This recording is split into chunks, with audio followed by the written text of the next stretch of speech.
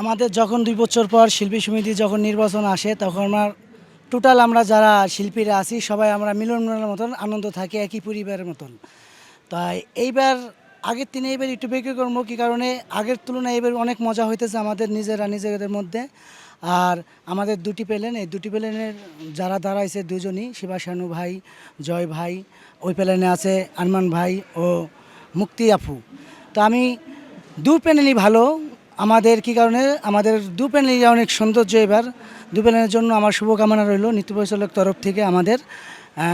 আমি জানি যে তারা যদি সামনে যে কোনো একটা প্যানেল আমাদের নৃত্যশিল্পী আসবে নির্বাচনী হয়ে, তখন তারা টোটাল শিল্পী যারা আছে সব শিল্পীকে নিয়ে একই পরির মতো যেন বাস করে তারা, আর সবাইকে জানি তারা দেখে আর তাদের বুকে আগলিয়ে রাখে, সেটি আমার কথা।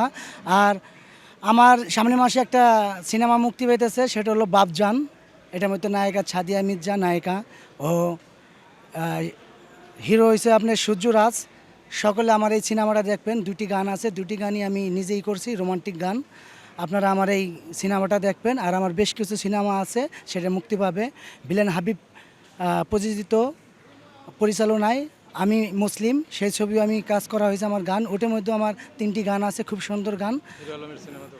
আর আরও বেশ কিছু সিনেমা আছে। আর শাবনূর ম্যাডাম, যেহেতু শাবনূর ম্যাডামের কথা বললো আমার হিরো, আমি শাবনূর ম্যাডামের সাথে আমার অনেক কাজ হয়েছে। তখন উস্তাদের সাথে আমি চিফ অ্যাসিস্ট্যান্ট ছিলাম।